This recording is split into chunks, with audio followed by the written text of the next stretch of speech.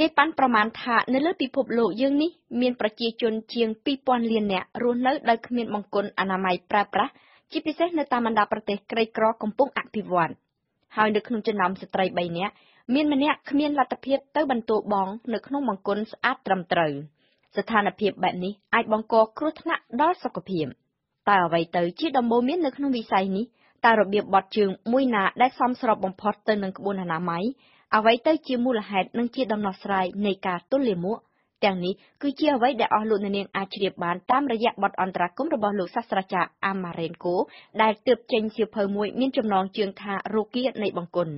លោកសាស្ត្រាចារ្យបានចាប់ផ្ដើមនៅក្នុងសៀវភៅរបស់លោកដែលបង្ហាញអំពីក្តីព្រួយបារម្ភចំពោះការប្រើប្រាស់បង្គន់របស់កុមារីនៅពេលទៅសាលារៀនពីព្រោះថាជាទូទៅបង្គន់សាលាបង្គន់សាធារណៈមិនស្អាតគ្មានអនាម័យគ្រប់គ្រាន់ដូច្នេះការបត់ជើងតូចឬក៏ធំរបស់កុមារីទាំងនោះត្រូវប្រព្រឹត្តទៅក្នុងលក្ខខណ្ឌមិនសមស្របហើយប្រឈមទៅនឹងគ្រោះឆ្លងមេរោគមួយចំនួនទៀតផង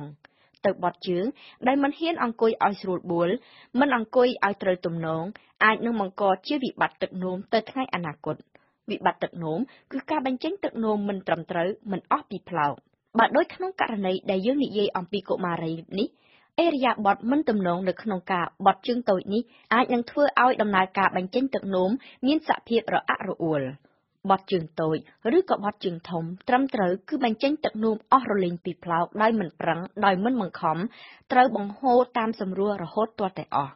ក៏ប៉ុន្តែប្រសិនបើកុមារីម្នាក់ឬក៏ស្ត្រីម្នាក់ដោយមូលហេតុអនាម័យខ្លាចឆ្លងមីក្រូបឬដោយអៀនខ្មាស់ខ្លាចមានអ្នកលបមើលហើយបង្ខំចិត្តត្រូវបត់ជើងក្នុងជំហរមិនសមស្របឬក៏ត្រូវបង្ខំនោមលឿនបត់ជើងមិនអស់គឺស្ថានភាពនេះហើយដែលអាចបង្កផលប៉ះពាល់អវិជ្ជមានទៅថ្ងៃក្រោយ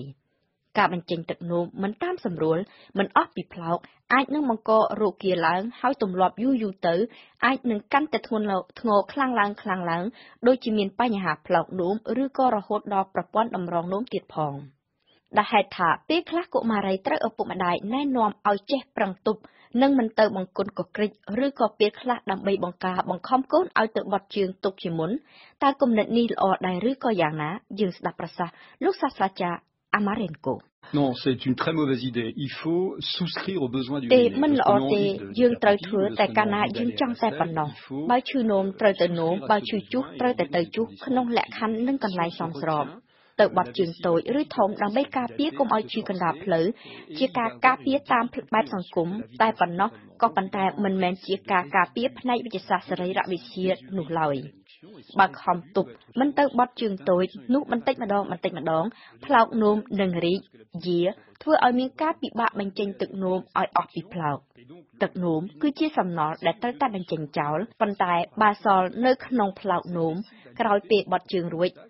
គឺត្រូវបានចាត់ទុកថាជាសម្រាមដែលនៅក្នុងខ្លួននឹងអាចបង្កទៅជារោគរលាកផ្លោកនោមបន្តិចម្ដងម្ដងហើយម្ដងទៀតផលវិបាកទី2គឺថាបើកុមារប្រឹងទប់ពេកនោះនឹងមានការលំបាកក្នុងការបញ្ចេញទឹកនោមពីព្រោះនៅពេលដែលមានអារម្មណ៍ឈឺនោមសន្ទះផ្លោកនោមចាប់បើកតែគំនិតខំប្រឹងទប់បែរជាទៅខ្ទាស់មិនឲ្យបើកទៅវិញកាយវិការប្រឹងទប់នេះអាចនឹងធ្វើឲ្យទឹកនោមច្រាលចេញពីថង់ពីផ្លោកទៅតម្រងនោមដែលធ្វើឲ្យខូចគុណភាពតម្រងនោមPour les selles, c'est strictement la même chose. Normalement, quand on va à la selle, on ចំ doit ពោះ être ការ dans ប une ត់ជើងធំវិញ condition ក៏ដូចគ្នាយើងត្រូវតែទៅបន្ទោបោះត្រូវតែមិនដោយឲ្យលាមកនោះចេញមកតាមសម្រួលនៅពេលឈឺជុះថង់លាមកក៏ចាប់ផ្ដើមកង្ត្រាក់ទ្វារលាមកក៏បើកបញ្ចេញដុំលាមកមកក្រៅតាមទ្វារធំប្រសិនបើកុមារាឬកុមារីឬក៏មនុស្សធំក៏ដោយចាស់ក៏ដោយក្មេងក៏ដោយដោយមូលហេតុណាមួយខំទៅប្រឹងជុះតាំងពីមិនទាន់ឈឺគឺដូចជានៅស្ងៀមទៅរុញបង្ខំកន្ត្រាក់ថង់លាមកដែលមានទ្វារបិទជិតឲ្យរបើកឡើងការប្រឹងជំនះទម្លុះសំទះបិទទ្វារដូចនេះគឺរំខានពេញផ្ទៃពោះបើជាកុមារីឬជាស្ត្រីមានផ្ទៃពោះផងអាចនឹងធ្វើឲ្យសរីរាង្គយាធ្លាក់ចុះក្រោមឬក៏ធ្វើឲ្យមានអាការៈទល់លាមកនិងផលវិបាកជាច្រើនផ្សេងទៀត ការប្រឹងបែបនេះយូរទៅអាចបំផ្លាញដល់សរសៃប្រសាទសរសៃវិញ្ញាណដែលដល់អាយុចាប់ពី40 50ឬក៏60ឆ្នាំឡើងទៅគាត់នឹងលែងមានបញ្ហាទល់លាមកវិញតែលេចចេញជារោគរាកផោងរាកនោមរាកអាចរាវបន្ទាប់មករាកដុំលាមកចេញមកក្រៅដោយមិនដឹងខ្លួននេះហើយគឺជាផលរំខានមួយជីវិតនៃការរស់នៅប្រចាំថ្ងៃរបស់មនុស្សយើង une grande comment dire, altération en termes de confort, de qualité. លោកសាស្ត្រាចារ្យ Amarenko បានបញ្ជាក់បន្ថែមទៀតអំពីគ្រោះថ្នាក់ដែលកើតឡើងពីបង្គន់ខ្វះអនាម័យលោកសាស្ត្រាចារ្យ Amarenko On risque d'attraper la nausée parce que c'est pas très confortable sur le plan du confort. ព្រោះទីមួយគឺអាចក្អួតព្រោះបង្គន់មានក្លិនមិនល្អបន្ទាប់មកទៀតបង្គន់មិនស្អាតគឺជាភ្នាក់ងារបង្កបង្កើតនិងចម្លងមីក្រូបនិងចម្លងជំងឺទៅកាន់តំបន់ពោះវៀនទាល់ទ្វាររន្ធគូតឬក៏ផ្លូវយូនីផងសម្រាប់មនុស្សស្ត្រីហើយក៏អាចចម្លងជំងឺមួយចំនួនទៀតជំងឺឆ្លងទាំងនោះមានជាអាចជំងឺរលាកពោះវៀនរាកក្អួតចុកពោះក្តៅខ្លួនលាក់នឹងលាក់ក៏ប៉ុន្តែដោយហេតុថាយើងមិនអាចធ្វើដំណើរទៅណាមកណាដោយកាន់ជាប់នៅផលិតផលសម្រាប់សម្លាប់មីក្រូបតាមខ្លួនដើម្បីសម្អាតបង្គន់មុននឹងជុះនោះកាយវិការដែលចាំបាច់បំផុតគឺត្រូវតែលាងដៃមុននិងក្រោយការបន្ទោបង់ se laver les mains avant et après pour éviter toute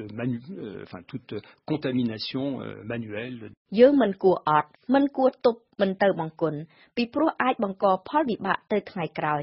តែបើបង្គន់មិនស្អាតក៏អាចនឹងចម្លងមេរោគទៀតដូច្នេះសួរថាតើត្រូវប្រកាន់អរិយាបថបែបណាទើបស័ក្តិសម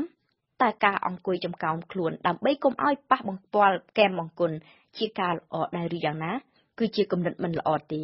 ហើយជាថ្មីម្ដងទៀតអរិយាបថនេះមិនឆ្លើយតបឡើយទៅនឹងសរីរវិទ្យាតាមបែបវិទ្យាសាស្ត្រ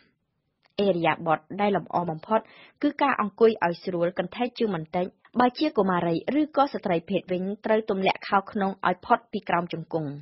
បើអាចគួរតែលើកជើងឲ្យផុតពីដីប្រមាណពី20ទៅ30សង់ទីម៉ែត្រដោយដាក់កូនកៅអីទ្រជើងនេះបើយើងចង់គោរពឲ្យបានកាន់តែត្រឹមត្រូវទៅតាមសរីរាង្គមនុស្សក្នុងការបញ្ជូនលាមកចេញការអង្គុយចំទើតលើបង្គន់កន្ធោដោយខ្លាចឆ្លងមេរោគមិនល្អទាំងអរិយាបថនិងថែមទាំងមានគ្រោះថ្នាក់ទៀតផងពីព្រោះវាអាចក្រឡាច់ឬក៏ក្រឡាប់ធ្លាក់បានយ៉ាងងាយបើជាការអង្គុយចောင်းហោងលើបង្គន់បុរាណអាចចាត់ទុកថាជាដំណោះស្រាយល្អជាងគេបំផុតហើយ